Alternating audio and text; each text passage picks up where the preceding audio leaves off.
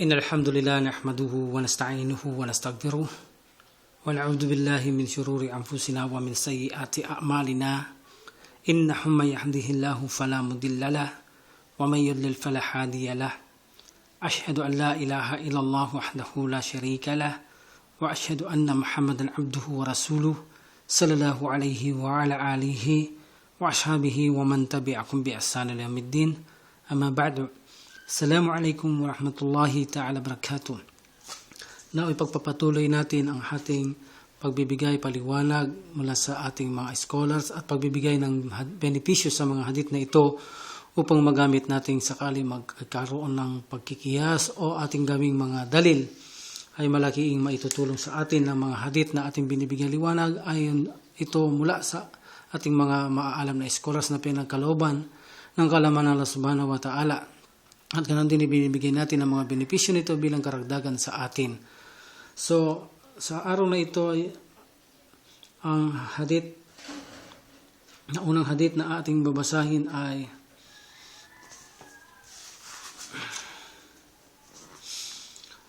وعن طلق بن علي رضي الله تعالى عنه قال قال رجل مسيت ذكري أو قال رجل يمس ذكره في الصلاة عليه وضوء فقال نبي محمد صلى الله عليه وسلم لا إنما هو يدعة منك أخرجه الخمسة وصححه ابن حبان وقال ابن مديني هو أحسن من حديث بصرى. Sa hadith na ito, isinalaysay ni Talq bin Ali radhiyallahu anhu kung saan ang kanyang pangalan is Abu Ali Talq bin Ali bin Talq bin Amir al-Hanafi as-Sihemi al-Yamami. Siya ay bumisita sa Propeta Muhammad sallallahu alaihi wasallam ng pagkarating ng Propeta Muhammad sa Al-Madinah. At siya ay sumama sa pagtatrabaho sa kanila sa pagtatayo ng masjid. Itong si Talq bin Ali radhiyallahu an. Sabi niya, isang lalaki ang dumating at nagsabi, nahawakan ko ang aking private parts. So alam na natin ang ibig sabihin, lalaki ito. Sabi niya, nahawakan ko ang aking private parts. O sinabi niya, nararapat pa sa isang lalaki na nahawakan niya ang kanyang pag-aari o private parts sa kanyang abang siya nagsasala na magsagawa siya ng wudu. So sabi niya, nararapat ba sa isang lalaki na kanyang nahawakan ang kanyang pribadong pag-aari habang nagsasala na magsagawa siyang wudu? Sabi ng Prophet Muhammad sallallahu alaihi wasallam, no, hindi, sapagkat ito ay bahagi ng iyong katawan. Ito ay mula sa Khamsa, ibig sabihin ng Khamsa, 5. Ang narrate nito Ahmad, Abu Dawud, Tirmidhi, Nasai, at Ibn Hajar rahimahullah. Sabi ni Ibn Hibban, ito ay authentic na hadith. At sinabi ni Ibn al-Madini, na sinabi niya na ito ay higit na mainam na hadith kaysa sa hadith ni Busra. So basahin natin ang hadith ni Busra. وعن بصرة بنت صفوان رضي الله تعالى عنها أن رسول الله صلى الله عليه وسلم قال من مس ذكره فليتودع أخرجه الخمسة وصححه الترمذي وابن حبان وقال البخاري هو أصح شيء في هذا الباب. So dito sinabi ni Busra bin Safwan na kung saan siya si Busra bin Safwan bin Naufal bin Asad bin Abdul Uzza al-Qurashiyya al-Sadiyya. Siya isang sahabiya, no? Kabilang siya sa unang Muslim na naglakbay ng maaga, no? At nabuhay siya until kabilang siya sa mga maagang lakbay kasamaan ng mga Prophet sallallahu alaihi wasallam at siya ay nabuhay hanggang sa pamumuno o pagkakalipa ni Muawiyah. No? So dito sinabi niya na ang sugo ng Allah subhanahu wa ta'ala sallallahu alaihi wasallam ay nagsabi, ang sino man mahawakan ninyo ang inyong private parts, ibig sabihin ng penis, no, ay nararapat siyang magsagawa ng ablution. So dito, sinabi niya nararapat siyang magsagawa ng ablusyon. So, ito ay mula sa kamsa, ibig sabihin ng kamsa, yung sinabi din natin kanina, ito ay mula kay Ahmad, Abu Dawud, Tirmidhi, Nasai, Ibn Majah. So ito rin ang sinabi ni Tirmidhi at Ibn Hibban na ito ay sahih. At sinabi ni Bukhari, rahimullah, ito ang higit na authentic sa lahat ng hadith concerning sa ganitong uri ng issue. Even na sa hadith ni Talq bin Ali. So kung matatagpuan natin ang hadith, ito ay tila baga mapapansin natin na mayroon silang pagkakontradiksyon. See? So alam naman natin kapag ito ay may pagkakontradiksyon, malalaman natin ito kung wala silang kailanman pag-asang magkasundo. So gayon pa man, ayon sa ating mga scholars, sa hadith na ito na sinabi ni Talq bin Ali na tinanong niya ang Prophet sallallahu alaihi wasallam habang nagsasalantaw, inawakan niya ang kanyang private parts, ibig sabihin, kailangan ba siyang magwudu? Sabi ng Prophet sallallahu alaihi wasallam, hindi na kailangan sapagkat ito'y bahagi lang ng iyong katawan. So dito naman kay Busra radhiyallahu anha, na sinabi ng Prophet sallallahu alaihi wasallam kapag nahawakan natin ang ating private parts, so siya ay dapat magsagawa ng wudu nila. So dito ano ang tama na pasya upang malaman ng isang Muslim kung ano ba kung ang paghawak ba ng ating mga private parts, ibig sabihin ito man ay lalaki o babae, itong nasa harapan natin, no? At sinasabi ng ating mga scholars na nahawakan yaong ating palad. So ibig sabihin hindi yung likod ng palad nila. See? Sapagkat ito ay hindi panghawak. So ibig sabihin kapag nahawakan yung pinanghahawak natin nila, ito ang pinag-uusapan, hindi ang likod ng palad, sapagkat ito hindi tagapaghawak. Kung ang likod ng palad ang siyang makahawak, no doubt, hindi kailangan natin itong pagtalunan sapagkat hindi panghawak ito ay hindi nakakasira ng wudu, either na sa unang hadith o sa pangalawang hadith man tayo. Hindi siya kabilang dito sa usapan na ito, kundi ang pag-uusapan natin dito ay yaong kapag nahawakan. Ano ba ang panghawak? Either na kaliwang kamay o kanang kamay. Impossible naman na makapanghawak natin ang ating mga paa. So, impossible ito. Ibig sabihin dito ay, kung mahawakan natin ang private parts, ibig sabihin, nila, either na ito yung private parts o private parts ng iyong asawa o private parts ng iyong mga anak. Nila, ito ay walang pinagkahiba. So, ano ang pinaka malakas na hatol hinggil sa bagay na ito? So, dito mayroon kanya-kanyang opinion ang ating mga ulama. So sabi ng opinion, al-qawlul awwal, ang paghawak ng ating mga private parts like sa hadith na ito, penis or ating vagina, o sa mga anak natin sa babae, lalaki, no, o sa ating asawa, lalaki, babae, nahawakan natin ang private parts na ito, sabi nila, hindi ito nakaka-break ng wudu. So ang ginamit nilang hadith ay ang hadith ni Talq, na kung saan sinabi ng Prophet sallallahu alaihi wasallam na kapag nahawakan mo ang iyong pag-aari habang nagsasala ka, ay hindi mo na kailangan magsagawa ng wudu sapagkat ito ay bahagi lamang ng iyong katawan. Ibig sabihin nila, hindi break ang wudu ng isang taong hinawakan niya ang kanyang private parts. So, ito ay mula kay Imam Abu Hanifa at Imam Ahmad rahimullah, kabilang sila sa opinion na ito, at sinasabi nila na ito ang pinakamalakas na opinion nila na hindi nakaka-break ng wudu ang paghawak natin sa ating private parts o ating asawa o ating mga anak, no? Hindi ito nakakasira ng wudu ayon sa hadith ni Talq bin Ali radhiyallahu anhu. Al-qawlul tsani, ang second opinion naman, sabi nila, ang paghawak ng private parts natin, ito man sa ating asawa, babae, lalaki, mga anak, sabi nila ito ay nakakasira ng wudu. Nakakasira ito ng wudu.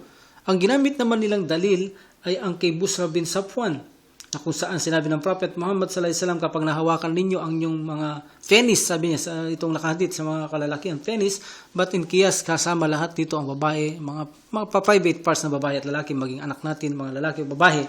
So sabi nila, sabi ng Prophet sallallahu alaihi wasallam, kapag nahawakan nyo ang inyong private parts of penis, nararapat kayong magsagawa ng ablution, sabi nila. So sabi nila dito, sa hadith ni Talq, nila, ay ba nasabihin natin ang hadith na ito ay autentibo, sabi nila ito ay abrogated na sa last hadith ni Busra. So basahin natin ang ilang kasaysayan ayon sa ating mga scholars. Sa hadith na ito na related ito sa kay Talq bin Ali, no? Sa unang hadith na binasa natin. Sa topic na ito, sinabi ng As-Sa'ani na sinulat niya sa hadith ni Busra ang higit na pinakamalakas na opinion, malakas na hadith sa ganitong mga pag-uusap na hadith. Sapagkat sa hadith ni Busra aniya, sa sinulat ni As-Sa'ani, na mayroon sumusuporta kasi sa hadith nito ng 27 companions. Can you imagine? 27 companions ang sumusuporta sa hadith ni Busra radhiyallahu anha na kapag nahawakan mo, sabi ng Prophet sallallahu alaihi wasallam, ang yung private parts ay kailangan mong magsagawa ng wudu. At ito'y sinusuportaan ng 27 companions ng Propeta Muhammad sallallahu alaihi wasallam ay sa record niyang aklat, sa kanyang mga aklat na hadith. So dito sabi niya, ininterpret namin, sabi niya, ang hadith ni Talq na sinasabi na ito sa original, sa kauna-unahang pagkakataon, ito sa maagang paglalakbay o sa maagang panahon ng pananampalatayang Islam, na kapag kalakbay ng Prophet Muhammad sallallahu alaihi wasallam sa panahon noon patungong Al-Madina, ay dito pa lamang ibinahagi ang hadith na ito kay Talq, kung saan si Talq dito ay panaong tatayo ang masjid ng Prophet sallallahu alaihi wasallam, kung saan tumulong pa ito ang taong ito, kung saan dito nila ibinigay ang hadith na ito. So kung saan gagawin pa lamang ang masjid ng Prophet Muhammad sallallahu alaihi wasallam. So sabi nila dito, ito ay abrogated ng hadith ni Busra, sapagkat si Busra radhiyallahu anha ay pumasok ito matapos ang later na lamang o matagal na nakapasok si Talq bin Ali radhiyallahu anhu, kung saan huli nang pumasok si Busra. So sabi nila ito ay abrogated na. Ito ay abrogated na ng hadith ni Busra. Sabi nila, ang hadith ni Busra ito ay higit na malakas kaysa sa hadith ni Talq. Sabi ng ating mga scholars. Gayunpaman, ang karamihan sa mga hadith na kinukonsidera na ang hadith na ito ay otentibo ang hadith ni Busra, at ito ay sinusuportahan ng maraming ebidensya. So makikita natin ito sa mga hadith ni Busra, kung saan minsan nasa tahanan siya ng mga ansar at mga sahaba, ay sinasabi niya ang bagay na hadith na ito, ngunit walang sumisita ni isa man sa kanya. Ito'y nagpapakita lamang na sila ay sumasangayon sa hadith ni Busra radhiyallahu anha. So ganun din si Urwa, siya isang ayon dito, bagamat sa una ay ino-object na ito, sa bandang huli ay tinanggap niya rin ito. Ganun din marinig ito ni Ibn Umar, no? Narinig ito ni Ibn Umar na ito nakarating sa kanya, hindi na siya tumitigil na magsagawa ng ablution every time nahahawakan niya ang kanyang private parts hanggang siya ay mamatay. Gayon din sinabi ni Al-Baihaqi, ang hadith ni Busra higit na matatag, malakas sa hadith ni Talq. Sapagkat kung titignan natin, ang hadith ni Talq na kung saan ang narrate dito ay sa Qais bin Ibn Talq, no? Kung saan ang sabi ni Asyafi ay nagsabi, tinanong ko ang tao tungkol kay Qais ibn Talq at nakita ko na wala man nakakaalam sa kanya. So sabi niya, paano ko tatanggapin ang report na ito tungkol kay Qais ibn Talq? Wala man ako nakita o narinig sa kanila, nakilala ang taong ito. So paano ko tatanggapin aniya ang report na o hadith na ito? Ayon kay Abu Hatim at Abu Zura na sinabi nila,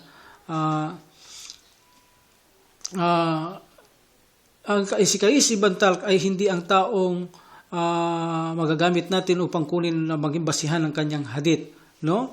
Ganun din sinabi niya, kung kukumpara natin, sinabi ni Muhammad As-Sa'ani sa kanyang Subuh Salam volume 1 page 149, kung saan ito ay nabanggit na kung saan ay hindi maaaring mapagkatiwalaan ang isang teksto na kung saan ay hindi man ito kilala ang taong ganito.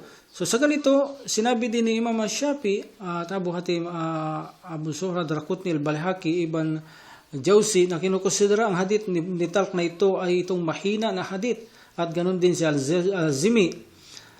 In Al-I'tibar ay sinasabi din na ang opinion na ito, ang hadith ni Talq, ito ay abrogado na. Kaya sabi nila, dahil dito, ang malakas na opinion ngayon, ay yaong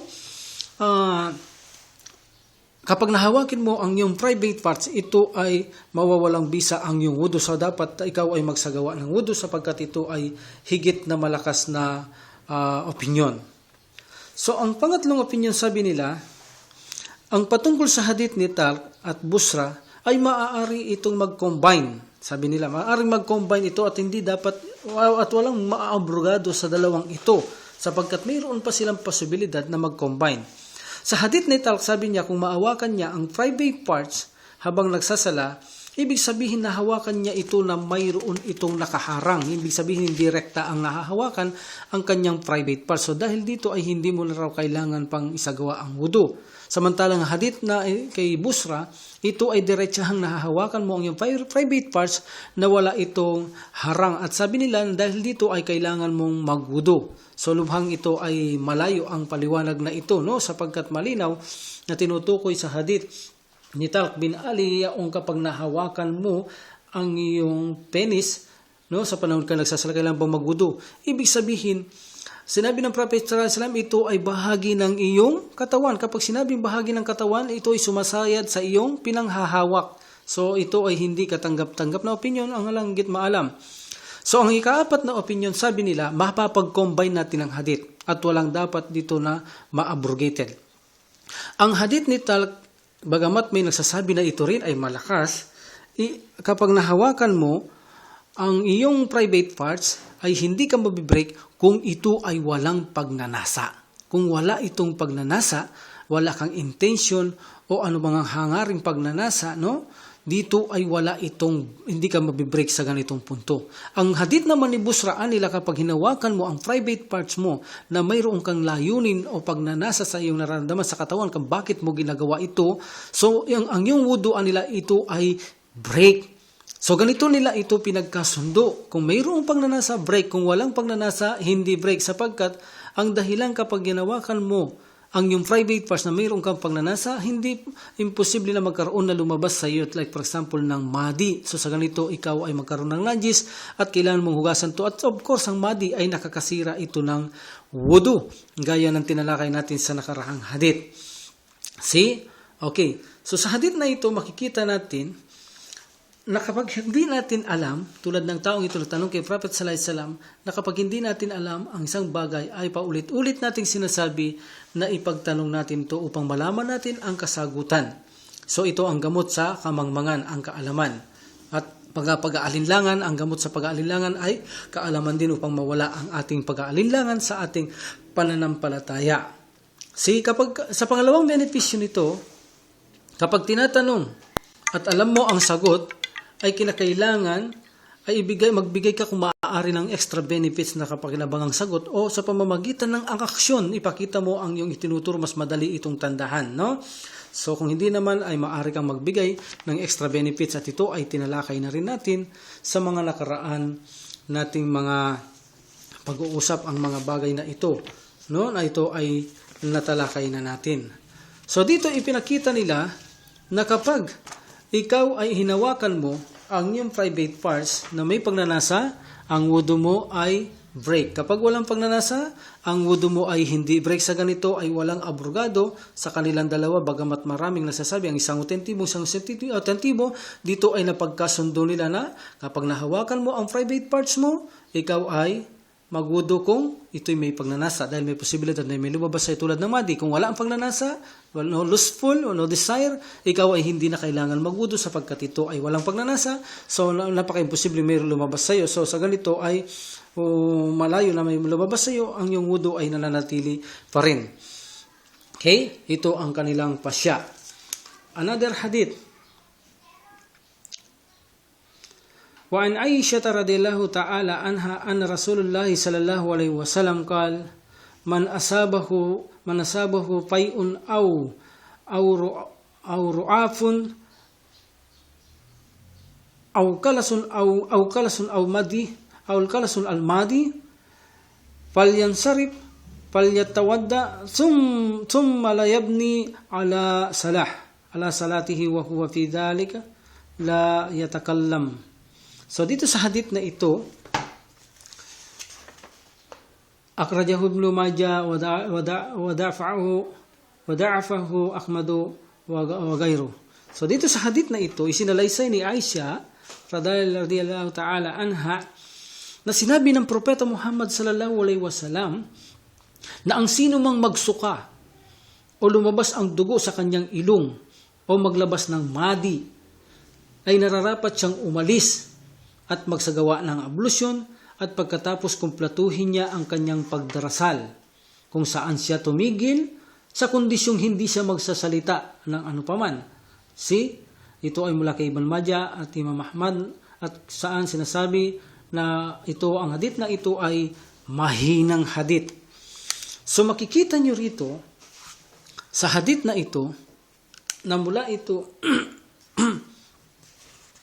kay Aisha radhiyallahu anha na kung saan ang hadith na ito ay mahina at walang otentibo rito ayon sa ating mga scholars ng hadith. Walang otentibo sa hadith na ito. At ang tinutukoy dito na kung saan kapag ikaw ay nagsuka at ikaw ay o kaya dinugo ang ilong mo o naglabas ka ng madi, nararapat kong malis. Ibig sabihin umalis ka sa sala sa likuran ng imam kapag mayroong nag-iimam sa iyo. Sa likod ka halimbawa ng imam, ikaw ay aalis. Then pagkatapos ikaw ay magsagawa ng ablusyon at bumalik ka sa likuran ng imam, at kung saan ka tumigil noong ikaw ay nagsuka o naglabas ng dugo sa ilong o lumabas ng madi, ay bumalik ka sa likod ng imam at doon ka muli mag-umpisa, itutuloy mo lamang yun. Then pagkataslim ng imam, kumplatuhin mo lang kung mayroong kang pagkukulang sa iyong sala. So sabi nila, ang hadith na ito ay mahina. Ang hadith na ito ay daif. Ito ay walang otentibo sa hadith na ito.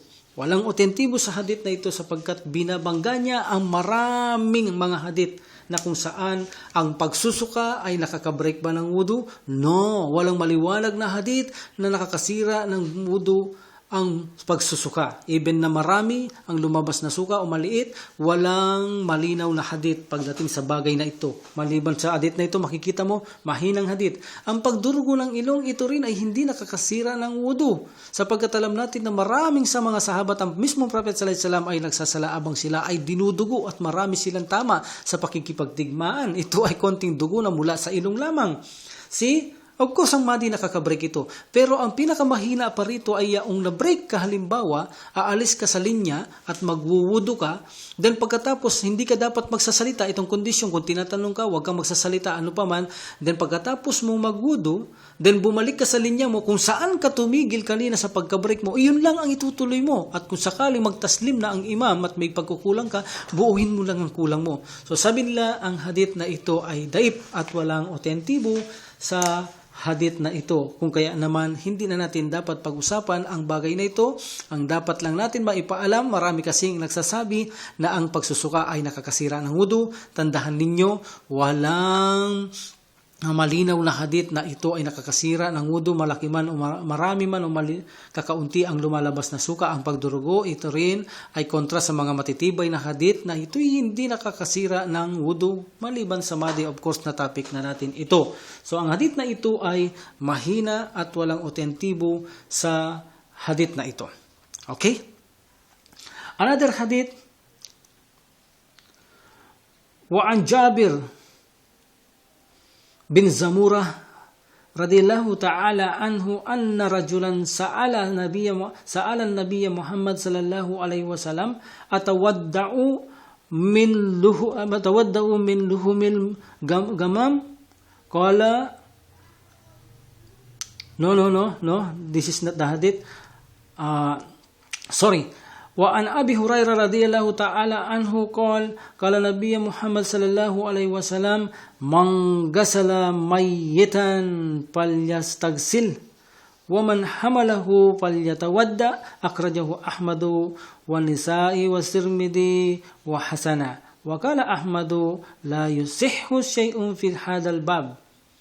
So dito isinalaysay ni Abu Hurairah na ang Prophet Muhammad sallallahu alaihi wasallam ay nagsabi, ang sino man naghugas ng patay. Ang sino man naghugas ng patay ay nararapat siyang magsagawa ng gusul. At ang sino man magdala ng isang patay ay nararapat siyang magsagawa ng ablusyon. Ito ay mula kay Imam Ahmad na Nasai Tirmidhi na sinasabi ito ay mabuting hadith. Gayunpaman, sinabi ni Imam Ahmad rahimullah na walang otentibo sa hadith na ito. So dito sinabi walang otentibo pagdating sa issue sa hadith na ito. Kaya ang ating mga scholar, dahil dito ay nagkaroon sila ng mga ikhtilaf sa bagay na ito, kung saan ito bang pagsasagawa ng gusul sa isang patay ay kailangan bang magsagawa ng gusul? Obligatory ba to? Ganon din sa tumutulong na nagsasagawa ng gusul sa isang patay, ay obligado din ba sa kanya ang magsagawa ng gusul? Gayunpaman, ang pagsasabuhat, pagtulong o pagbuhat sa isang patay ay kailangan ba niya magsagawa ng ablusyon, at ito ba ay obligatory? So, ang mga ito ang issue sa hadith na ito. Bagamat ang hadith na ito ay sinasabi na ito ay mahina na hadith. So, Imam Shafi, sinabi niya rin na ito ay mahinang hadith. Sinabi ni Imam Shafi na kung saan ang hadith na ito ay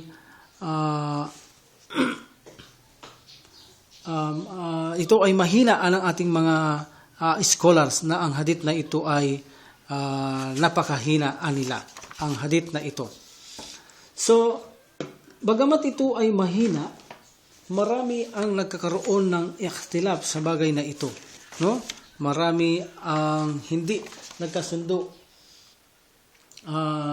sa hadith na ito.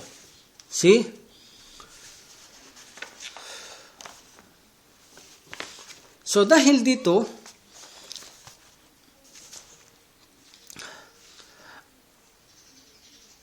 sinasabi nila kapag ikaw ay nagsagawa ng gusul sa isang patay, ay kinakailangan ikaw ay magsagawa ng gusul, sabi nila ito ay obligado.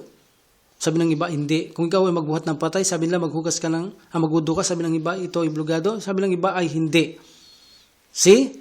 Okay. So sabi nila dito sa hadith na ito ay mayroong benepisyo. No? Kapag tayo magsasagawa ng gusul sa mga taong namatay sa atin at atin silang gugusulan o paliliguhan, atin ng mga kapatid, gugusulan natin mga kapatid, huwag yung mga syahid, sapagkat sila ay pinagbawal ng Prophet Muhammad sallallahu alaihi wasallam na sila ay ating gusulan. Sapagkat sa araw ng paghukom ay unang makikita diyan ang pagdanak ng kanilang mga dugo, na kung saan napakabango na parang musko ang paglabas sa katawan ng mga ito. Hindi na pinag-utos niya ito ay gusulan. At ganoon din ang mga imposibleng hugasan pa, tulad ng mga nagkaputol-putol dahil sa aksidente, ang kanilang mga katawan ay napaka-imposibleng hugasan to. Sa ganito ay isagawa na lamang para sa kanya ang pagtatayamum kung maaari. No? Okay. So dito nila, ang nagsagawa ng gusul ay nararap ang sasawa ng gusul sa patay, pagkatapos niya ay magsagusul din siya. Maliban nila yung tumulong lang sa kanya, hindi siya tinatagubilin ng maggusul, sapagkat hindi niya rektahang inahawakan ang katawan ng patay, maliban lang kung siya tagabuhos lamang ng tubig. So sabi nila, dito ang opinion ng ibang scholars, ang sino mang nagsagawa ng gusul sa patay, hinahawakan niya, hinagawa niya ang ritual ng paggugusul, pagkatapos niyang magsagawa ng gusul sa patay, ay kailangan niya itong magsagawa ng gusul. Maliban sa kanyang pagkakatulong lang, halimbawa na siya magbubuhos ng tubig,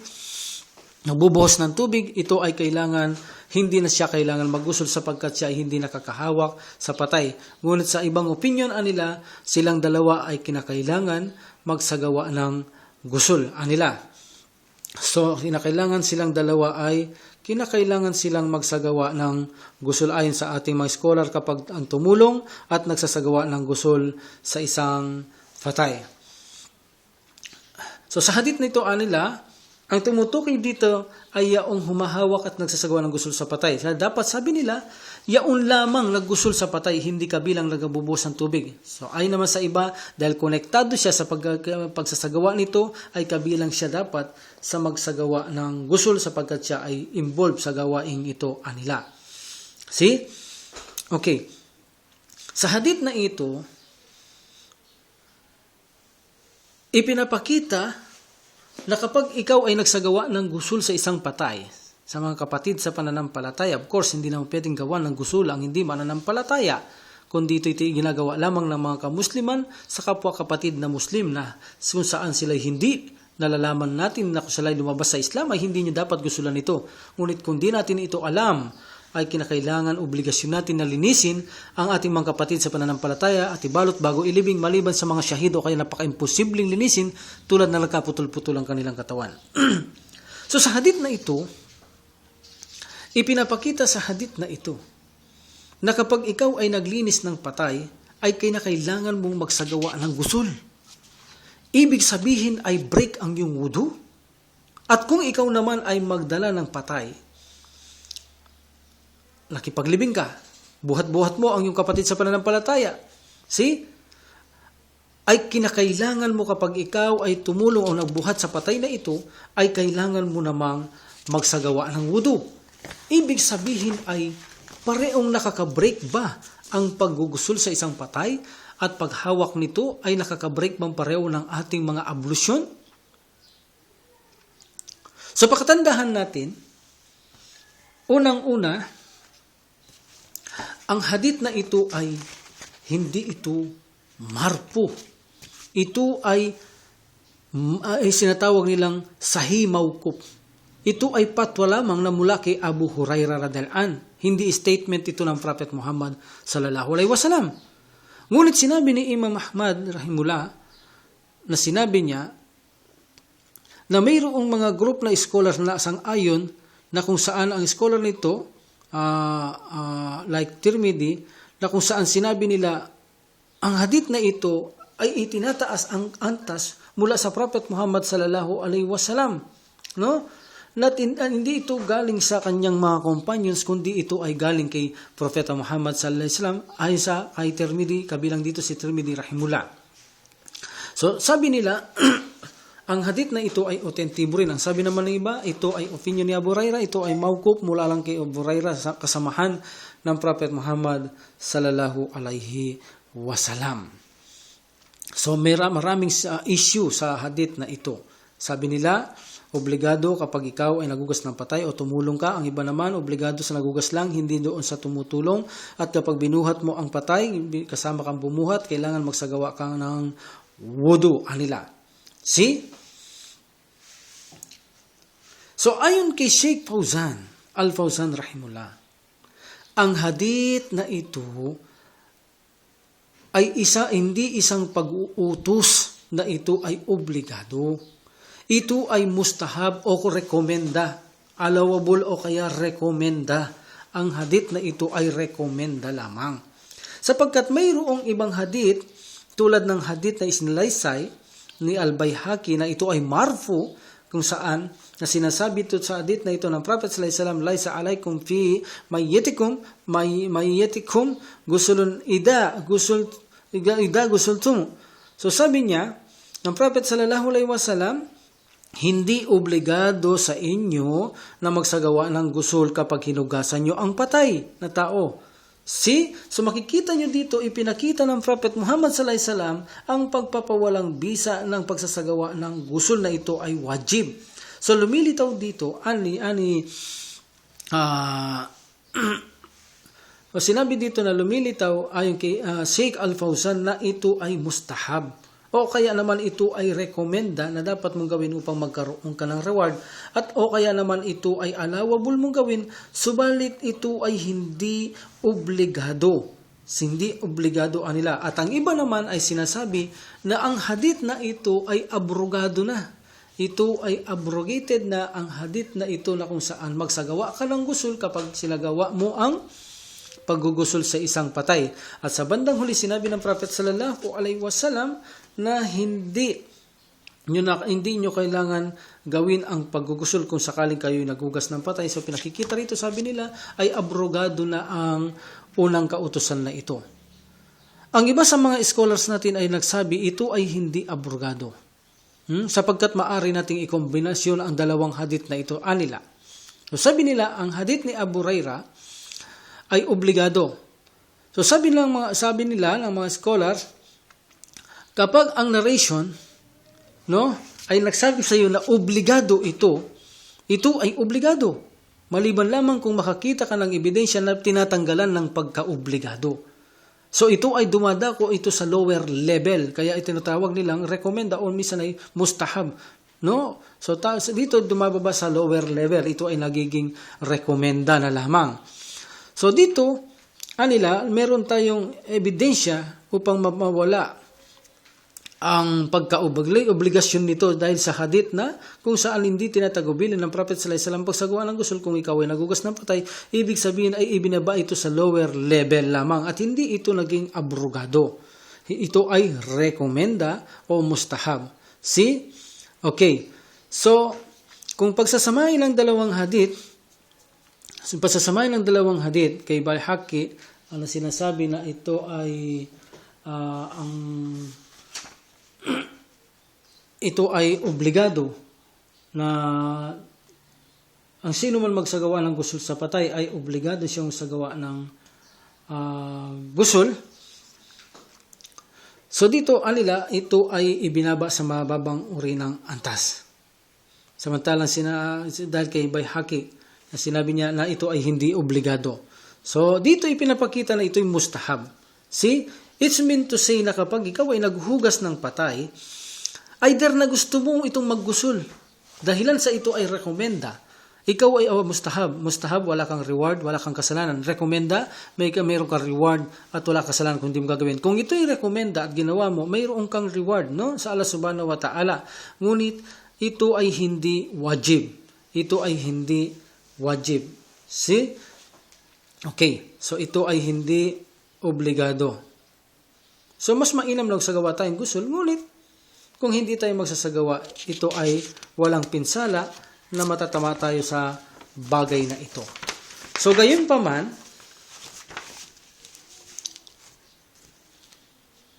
so sabi nila, dito naman sa isa, kapag dinala mo ang patay ay magsagawa ka ng wudu, sabi nila magsagawa ka ng wudu, ito ay obligado. So, napakainam talaga ng nag-aaral tayo mga kapatid ko sa pananampalataya. Marahil ngayon niya lamang maririnig o ilan sa atin maaring ngayon lang natin marinig. Halimbawa ang sabihin natin na mayroon pa palang ibang kahulugan ng wudu. Of course, pinag-aaralan natin ang dapat ang mga ganitong salita, ang anong talagang legislation o pagbabatas ng salitang wudu, ng gusul, ng tayamum. So dito, ang wudu na tinutukoy dito kapag binuhat mo ang isang patay, ay kailangan mo magwudu. Ibig sabihin dito, sa hadith na ito, hindi actual na pagsasagawa ng wudu. So dito ay sa ating mga scholar, ito ay linguistic meaning nito na kung saan nangangahulugan ito na maghugas ka lamang ng kamay. Maghugas ka ng kamay. See? Dahil baka mayroong kumapit na dumi sa balot ng patay na ito ay magkaroon ka ng dumi sa iyong kamay. So dito ito ay rekomenda, no, na ikaw ay maghugas ng kamay at ito ay higit na dapat nating gawin na tayo ay maghugas ng ating mga kamay kapag binuhat natin ang isang patay. See? At ito ay rekomenda lamang. Ito ang ayon sa ating mga scholars, ito ay rekomenda lamang at ito ay hindi nakakasira ng wudu tulad ng paniniwala ng ibang kamusliman. So pakatandaan natin, ang paggugusul ng isang patay, ito ay hindi nakakasira ng wudu at maaari kayong hindi magsagawa ng gusul kung ayaw ninyo, maliban kung nahawakan ninyo ang kanyang private parts na inyong ginugusulan. Either sa natumutulong kung nahawakan mo to o kaya naggugusul mismo, ay magsagawa kayo ng gusul. Ito ay obligado. Ngunit kung hindi nyo mahawakan, ay rekomendado sa inyo na magsagawa ng gusul. Gayon naman sa tumutulong, ay kung gusto niya magsagawa ng gusul sapagkat siya part sa ginagawang ito, alhamdulillah. Kung hindi naman ay wala itong pinsalan na maidudulot sa atin. Ngunit higit na mainam kung tayo ay magsagawa ng gusul. Lalong-lalo na ang nagsasagawa ng gusul sa isang bangkay ng kapatid sa pananampalataya. At ganoon din sa nagbuhat ng patay ay kinakailangan niya na siya ay maghugas ng mga kamay. Ito'y higit na mainam, hindi actual wudu ang sinasabi rito, kundi ang wudu linguistically meaning dito ay ang sinasabing hugasan mo ang iyong mga kamay sapagkat baka maaring mayroong dumi na dumikit sa pambalot sa patay na ito, no? Okay, so ito ang hadith natin sa araw na ito. So panibagong hadith na kung saan isinalaysay natin ang paghawak ng ating mga private parts ng walang sapin, Ibig sabihin, ginagamit natin ang palad, hindi ang likod ng palad, o either na ang mga paa natin, hindi ang panghawak. Ibig sabihin, panghawak ang sa ating mga scholars, ang ating kamay, ang ating palad. Kapag nahawakan natin ang ating private parts, na ito ay walang pagnanasa, ito ay hindi nakaka-break ng wudu. At kung ito ay mayroong pagnanasa, ito ay nakaka-break ng wudu. Upang maipag-combine natin ang dalawang hadith na kala natin ay contradiction, ngunit mayroon silang pagkakombinasyon. At ganon din ay ipinakita sa hadith na ito na hindi nakakasira ang paglabas ng tubig sa ating katawan, dugo sa ating katawan tulad sa ilong at ang pagsusuka. No, gaya ng sabi natin noon, dalawang bahagi ang lumalabas sa atin, sa katawan at sa ibaba. Lahat na lumalabas sa katawan ay hindi ito nakaka-break ng wudu, hindi ito najis maliban sa suka kung ito'y marami. Kaya sinasabi nila ang suka ay nakakasira ng wudu sapagkat ito ay najis. Except kung to ay kakaunti lamang, ito ay pardonable. Sabi nila kailangan magsagawa ng wudu, ngunit walang ebidensya na maliwanag sa bagay na ito. Ngunit lahat ng lumalabas sa ilalim, ito ay marumi maliban sa mani at ang fluid. Ngunit kinakailangan natin magsagawa lahat ng gusul o kaya naman wudu, gusul paglabas ng mani, maliban nila sa fluid na ito ay karaniwang lamang sa isang babae, sapagkat kung ito ang mangyayari nila na ang babae ay sa ating mga scholars ay ang fluid ay makasira ito ng wudu o kaya ito'y marumi, ay malalagay sa kahirapan ng mga babae dahil ito'y palaging dumarating sa kanilang kalikasan. So, sabi nila ito hindi nakakasira ng wudu at ito ay hindi marumi, ito lamang ang exemption upang hindi magsagawa ng wudu o kaya gusul ang isang tao. So makikita natin ang paglabas sa katawan ay hindi ito nakaka-break ng ating mga wudu maliban sa ilalim. So dito ay naipakita na natin na hindi nakaka-break ng wudu ang pagsasagawa ng paghugas ng patay o pagsasawa ng gusul sa isang patay. Ganon din ang pag-hawak natin sa ating binubuhat ang patay ay hindi rin ito nakaka-break ng wudu. So dito ay rekomendado lamang na magsagawa tayo ng gusul o wudu kapag ginusulan natin ang patay o tayo hinawakan natin, ugasan natin ang ating mga kamay. Hanggang sa muli. Wa akhiran alhamdulillahi rabbil alamin wa salatu wa salam ala rasulillah. Subhanakallahumma wa bihamdika asyhadu an la ilaha illa anta astaghfiruka wa atubu ilaik. Assalamualaikum warahmatullahi wabarakatuh.